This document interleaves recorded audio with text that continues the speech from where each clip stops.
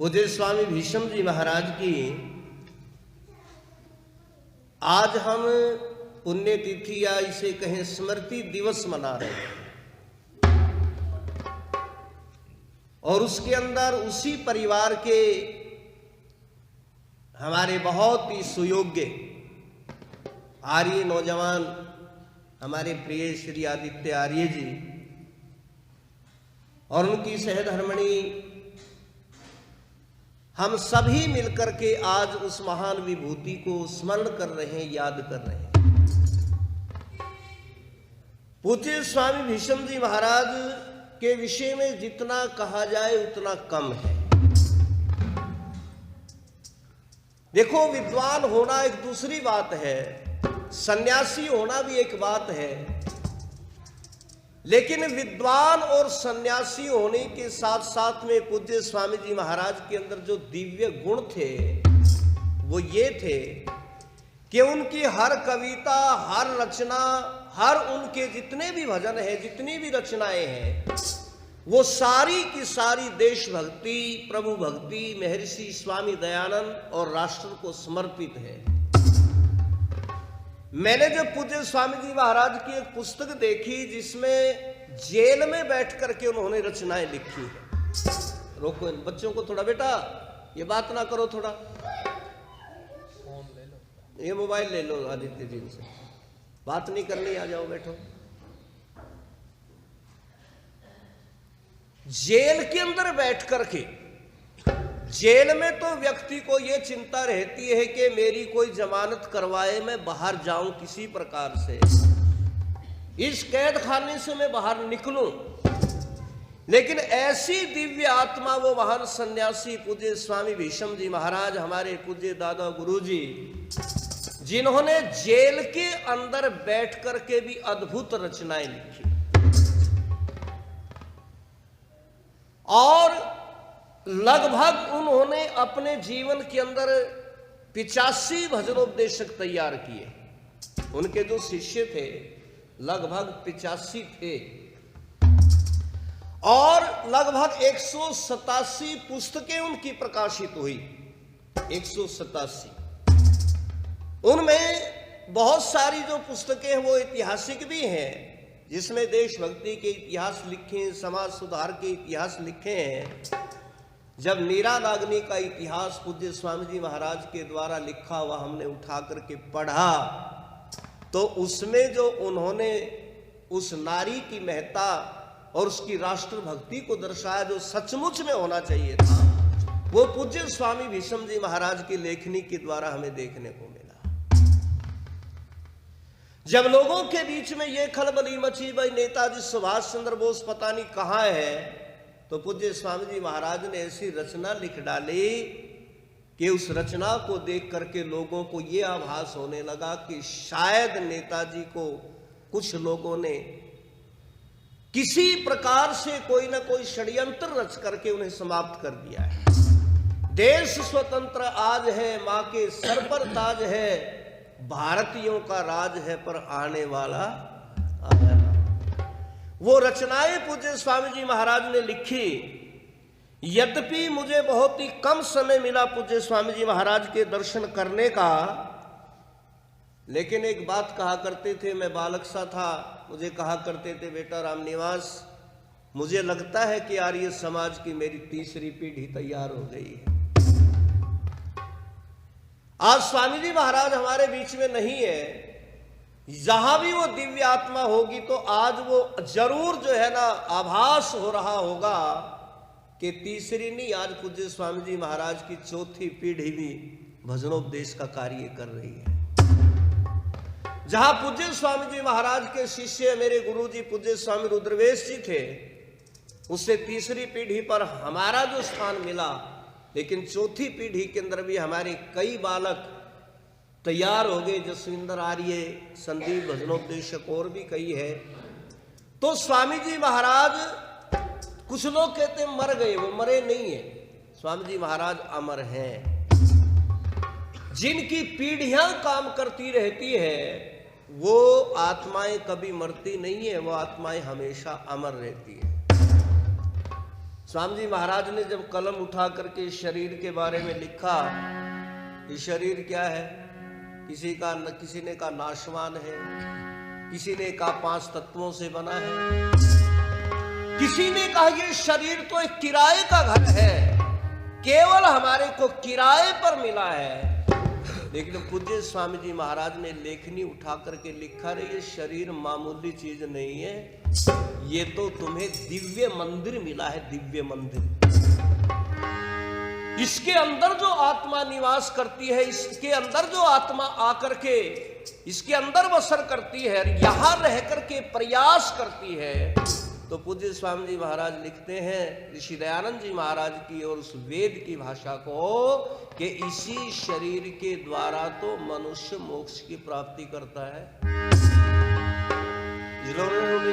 बहुत सुंदर इसकी व्याख्या करते हुए पूज्य स्वामी जी महाराज ने लिखा था, आपने गीत सुना होगा कि कैसा बना मकान है, अजब निराली शान है, लख अक्कल हैरान है, हम क्या इसका बयान करें। अपना मकान है, अजब निराली शान है, लख अक्कल हैरान है, हम क्या इसका बयान करें। अपना मकान है, अजब निराली शान है, अक्कल हैरान है, क्या इसका बयान करें।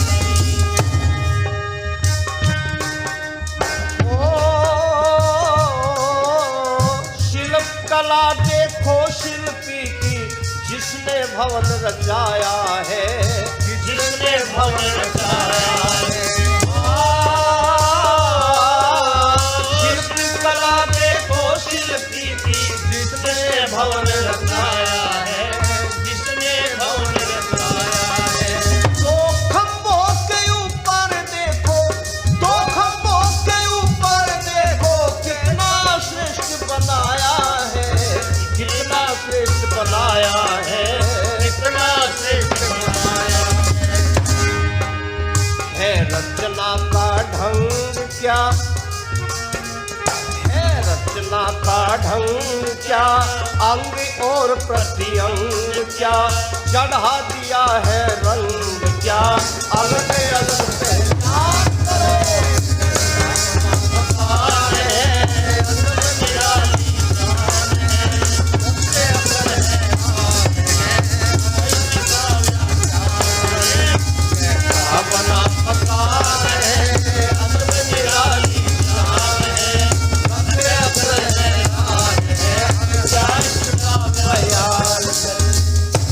स्वामी जी महाराज लिखते हैं, 2 खंभों के ऊपर खड़ा हुआ ये भवन, ये विशाल भवन, और सारे शरीर के भार को उठा करके हमारे 2 पैर चल रहे हैं, जिनको शास्त्रों में शूद्र भी कहा गया है।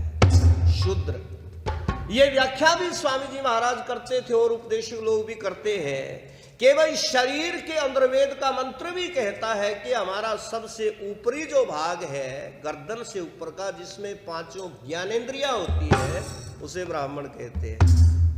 और जो हमारी भुजाएं हैं, ये क्षत्रिय है, क्योंकि ये रक्षा करती है, इनके अंदर शक्ति है, ताकत है, इनके अंदर बल होता है। और उसके आगे जो हमारा पेट है, उदर है, ये वैश्य है। वैश्य खजाने को इकट्ठा करता है, इसलिए जो कुछ भी हम खाते पीते हैं वो इसी उदर के अंदर जाकर के सारा का सारा संग्रहित होता है, इकट्ठा होता है।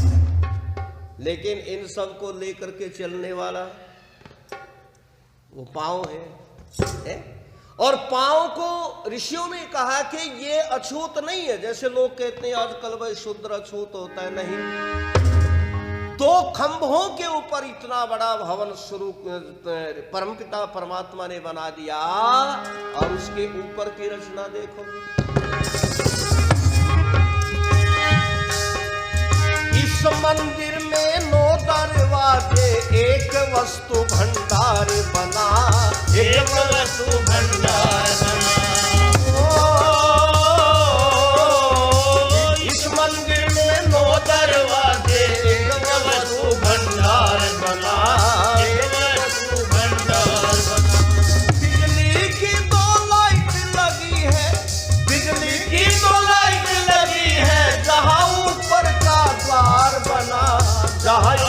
ऊपर का द्वार बना, जहाँ ऊपर का द्वार बना। और दो वायु के द्वार है, दो वायु के द्वार है, दो वायु के द्वार है, आस पास एक सार है, और निकट दो तार है, जो सबको का ध्यान करे।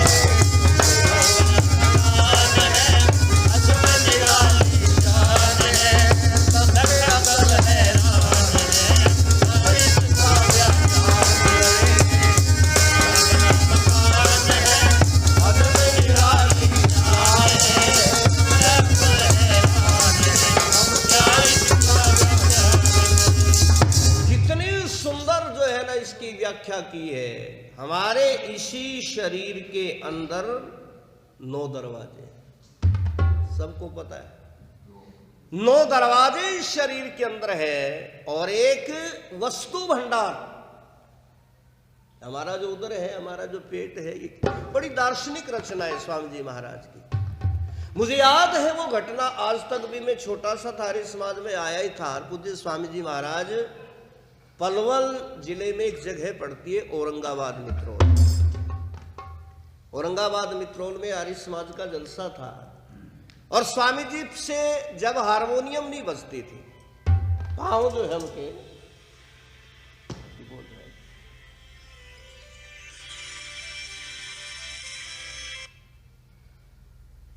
हाथ कांपते थे। उस समय आयु बहुत ज्यादा हो गई थी, ये लगभग सन 79 या 78 की बात है।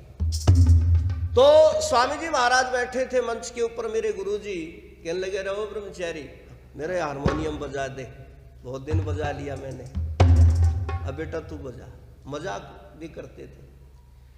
और स्वामी जी महाराज ने उस समय हारमोनियम बजाया, और दादा गुरु स्वामी विश्रम जी महाराज, लोगों ने एक बार तो ये सोचा अब क्या गाएंगे स्वामी जी, लेकिन खड़े होकर के जब धाड़ना शुरू किया, उस समय लगभग 120 या 121 वर्ष की आयु थी, और स्वामी जी ने वेद मंत्र बोला, और उनका एक प्रिय मंत्र था, जब भी खड़े होते थे तो वो मंत्र बोलते थे।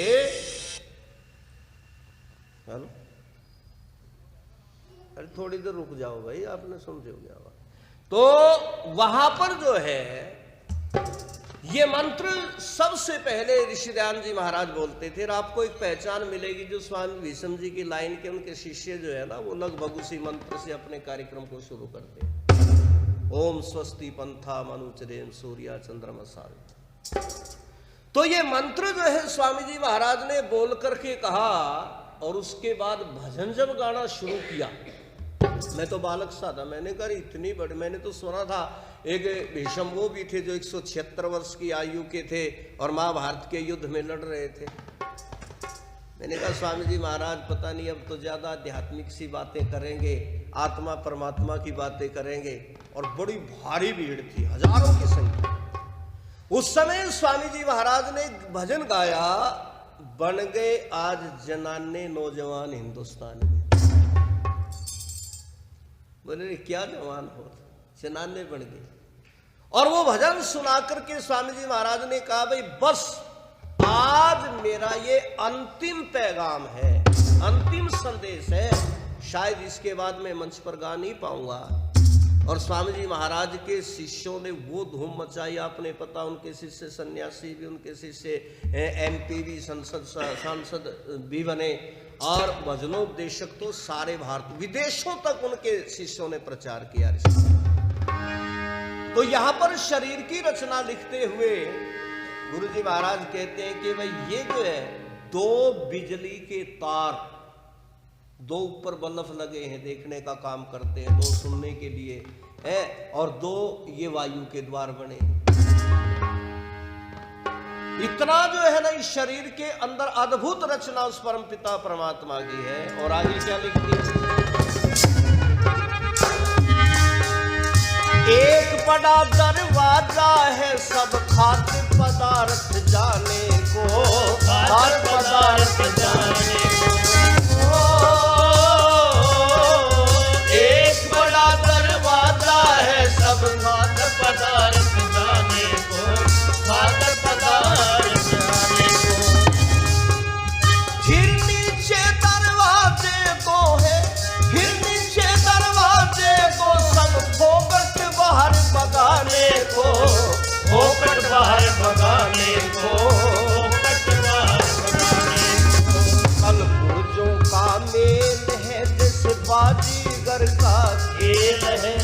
कल पुरजों का मेल है, बाजीगर का खेल है। दो टंकियों में तेल है, जो चलने का सामान है। सब निराली है, सब अपहरा है, क्या प्यार है। सब निराली है, सब अपहरा है,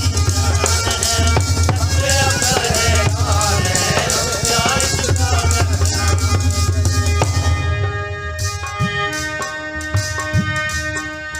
बड़ा चतुर्वेद, एक वेद भी लिखा वहां पर।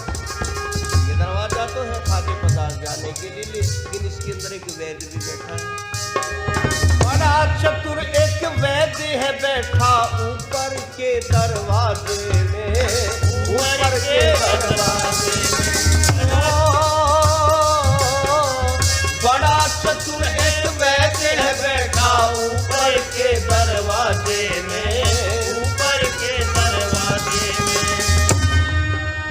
करे परीक्षण जाने देगा, करे परीक्षण जाने देगा, दोष न हो किसी खाने में, दोष न हो किसी खाने में, दोष न हो किसी खाने में।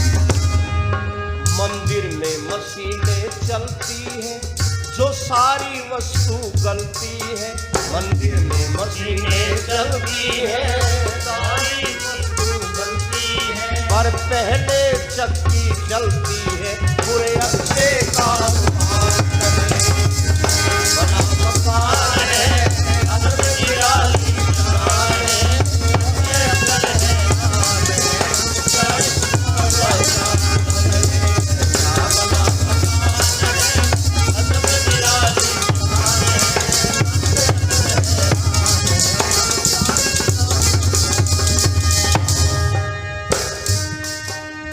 चारों वर्ण इस मका के अंदर अपना अपना काम करे, अपना अपना काम करे।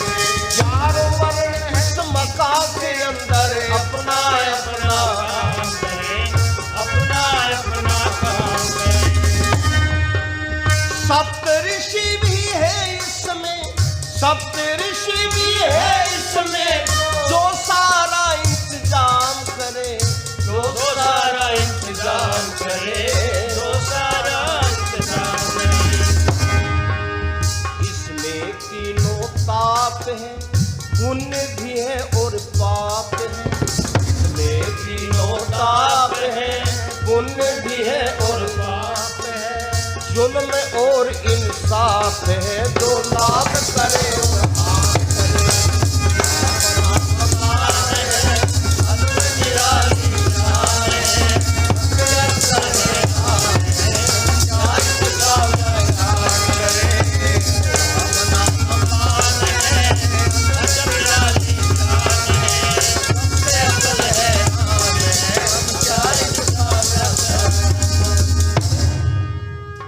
स्वामी जी आ गया। हमारे बीच में पूज्य स्वामी जी सोमानंद जी महाराज पधारे हैं। स्वामी जी महाराज का स्वागत है। तो चारों वर्ण इस मकान के अंदर, चारों वर्ण ब्राह्मण क्षत्रिय वैश्य और शूद्र और सप्तऋषि है। इसी में तीन ताप है, इसी में दुख है, इसी में सुख है। इसी के द्वारा व्यक्ति आध्यात्मिक, आदि भौतिक और एक और कौन सा तीन रह गया, आदि भौतिक और आदि दैविक, ये तीनों जो ताप है वो इसी शरीर के द्वारा महसूस किए जाते हैं। अच्छा देखो, परमात्मा ने कोई कसर तो नहीं छोड़ी इस शरीर को इतना सुंदर देने में। जब शीशे के सामने खड़े होकर के हम देखते हैं ना, हम तो चलो अब कम देखते हैं, पर जवानी में बहुत देखते थे। जवानी में यूं देखते थे भाई कोई शीशा मिल जाए, दर्पण मिल जाए। और जब किसी घर में बड़ा शीशा मिलता था, क्योंकि घर में हमारे छोटा होता था, लेकिन किसी घर में जब बड़ा शीशा दीवार के साथ लगा होता था ना, बहुत देर खड़े होकर के देखते थे। और शरीर को जब देखते थे, सर के काले बाल ऐसे नहीं थे जैसे अब है, जैसे भैंस ने चाट लिया उस अब तो ऐसा हो है। डॉक्टर साहब अपने बाल बहुत अच्छे थे, अब भी अच्छे हैं उम्र के हिसाब से, कोई दिक्कत नहीं है। हाँ, जो बच रहे वही अच्छे हैं। और नहीं, एक दिन तो एक व्यक्ति यूं बोला, जी आगे तो जो है ना जिनके बाल उड़ रहे हैं ना, वे उनका मजाक करया करेंगे जिनके सिर पे बाल है, बोले देखिए रे बालों वाला जा रहा है, क्योंकि हमारी जो है ना यूनियन लंबी हो जाएगी, बड़ी हो जाएगी।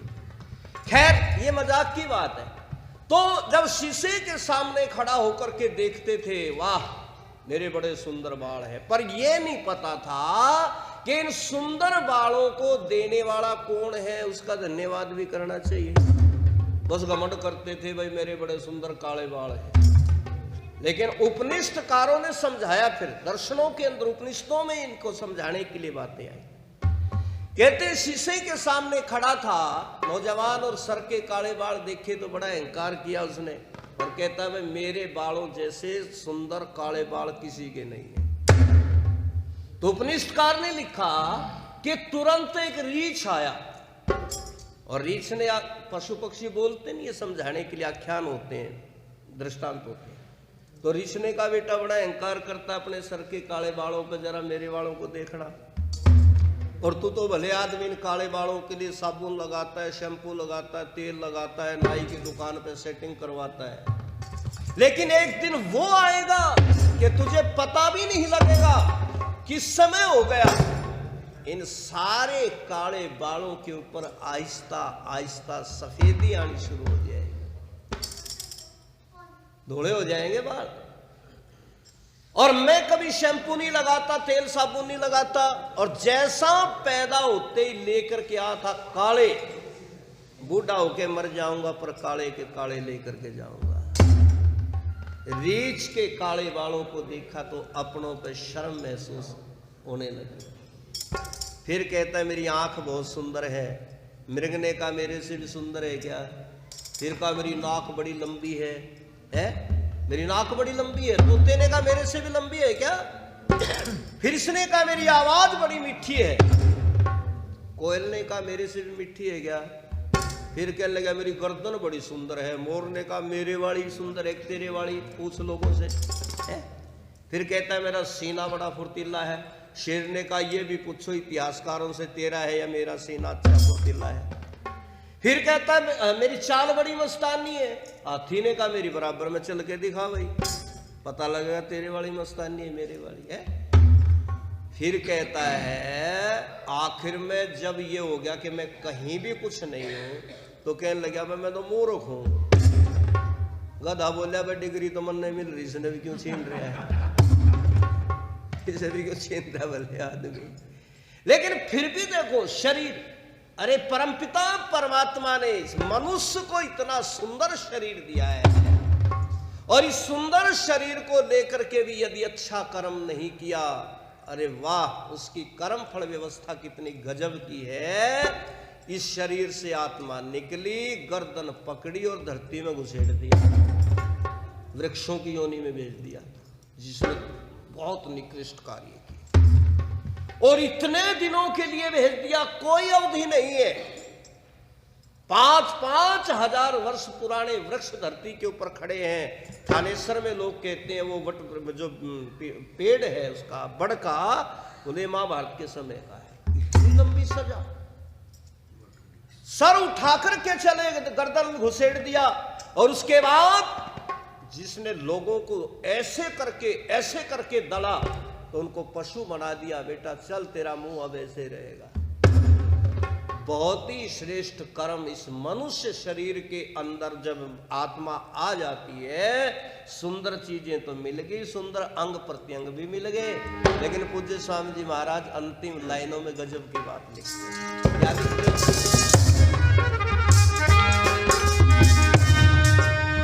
इस मंदिर में रहने वाला पास कोई कोई होता है, पास कोई होता है। इस मंदिर में रहने वाला पास कोई होता है, पास कोई होता है। और पास हुआ तो अमर हो गया, पास हुआ तो अमर हो गया,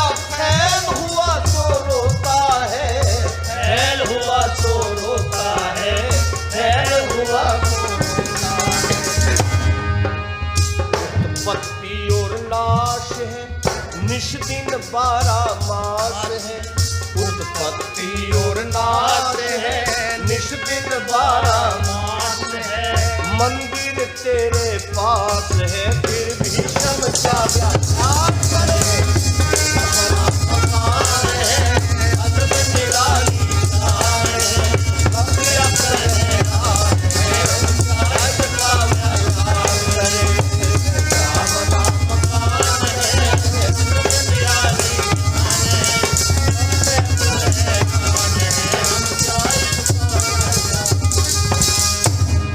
आचार्य वेद प्रकाश श्रोत्री जी मैंने मंच के ऊपर बोलते सुने, और वो कहते थे भाई मैंने अनेकों कवियों की रचनाएं पढ़ी, अनेकों कवियों को सुना, लेकिन जितनी दार्शनिक रचनाएं पूज्य स्वामी भीष्म जी महाराज की होती थी, ऐसी रचनाएं लिखने वाला कोई कवि पैदा होता था।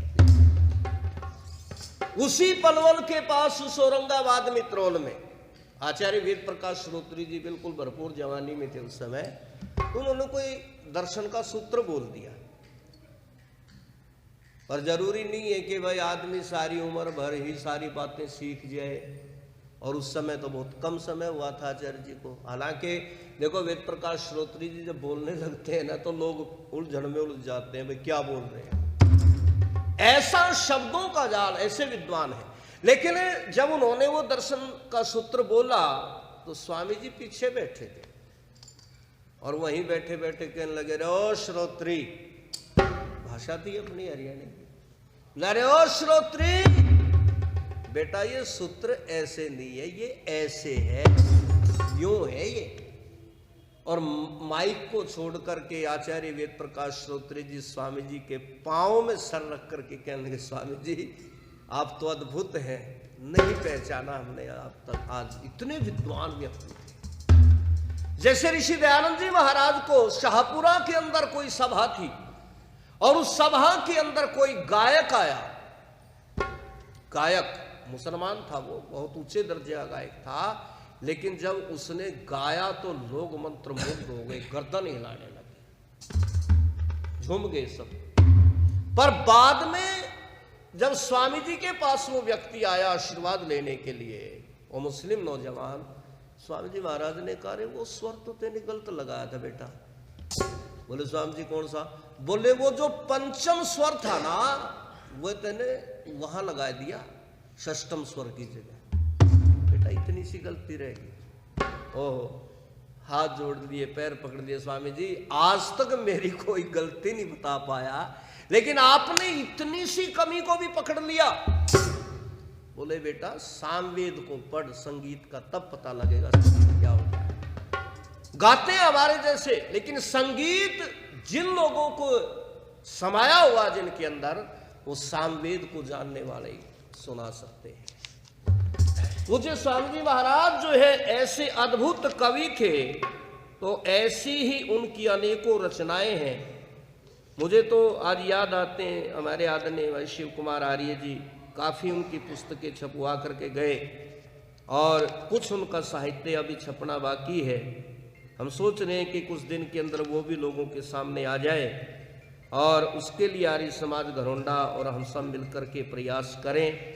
मैं केवल इतना निवेदन करूंगा कि पूज्य स्वामी जी महाराज के कार्य को आगे बढ़ाएं।